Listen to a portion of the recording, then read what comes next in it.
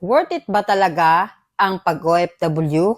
Kung OFW ka o balak mong mag-abroad, tapusin mo to. Hello mga kabidabes! Ayos ba tayo dyan?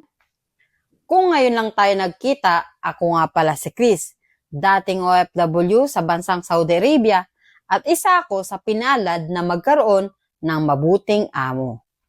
Ngayon, nandito na ako sa Pinas. Patuloy ang kapalaran sa sariling bansa.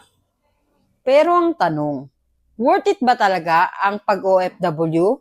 Pero bago ko ibabahagi ang aking kasagutan, mayroon muna akong isang kwento. 3 years ago, nalad akong makarating sa ibang bansa. As first-timer OFW, hindi talaga mawawala ang kaba, takot at lungkot. Tanda ko pa, ang unang paglapag ng eroplanong sinaklian ko noon.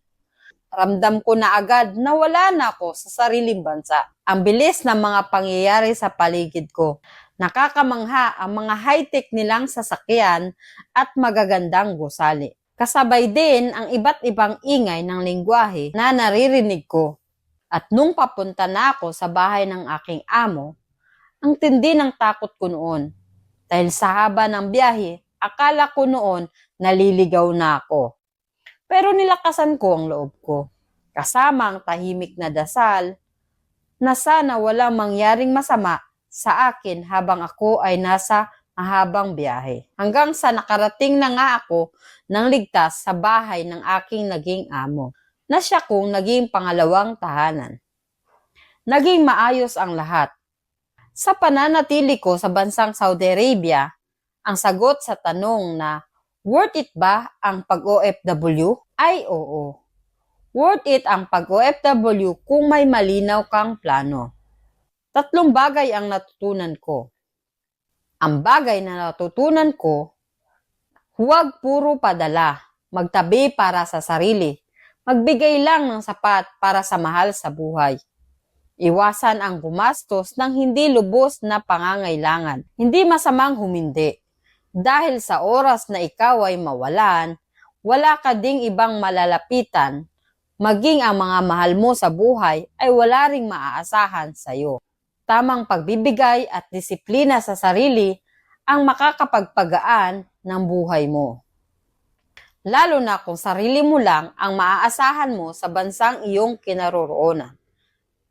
Ang mga bagay na natutunan ko, gamitin ang abroad para matuto at mag-ipon ng skills.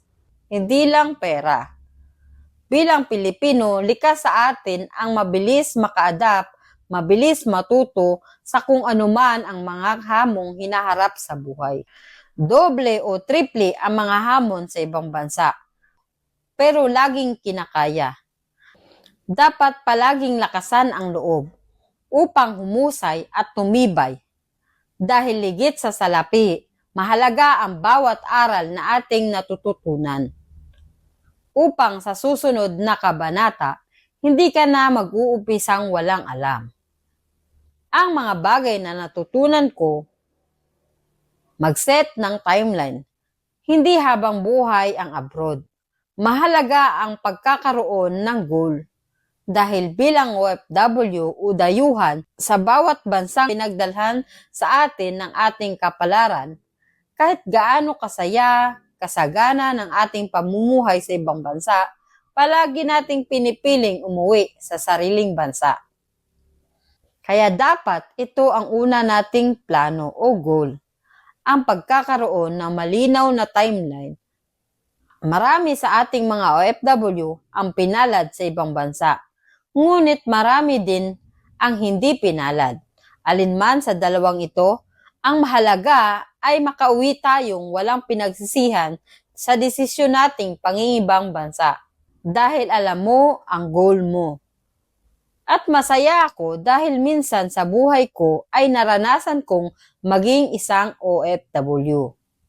Kaya binabahagi ko ang naging karanasan ko.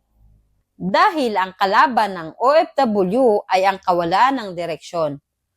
Pero kung may plano ka, worth it ang sakripisyo, worth it ang pansamantalang paglayo mo sa mga mahal mo sa buhay. Dahil isa itong inspirasyon na tanging baon mo sa buong journey mo. Sama-sama tayo mga kabidabes. Maging matatag sa bawat hamon ng buhay. Maging isa ka mang OFW o hindi, palaging worth it ang bawat laban mo. Kung malinaw ang goal mo. At kung may natutunan ka sa bidyong ito, paki-comment mo naman ang salitang OFW. At paki-heart at share mo na din para marami pang makapanood at matuto. Ayos ba? Maraming salamat. Muli, ako nga pala si Chris na nag-iiwan ng isang katagang ikaw ang bida sa sarili mong kwento. Kaya galingan mo ang kwento ng buhay mo. Be the best!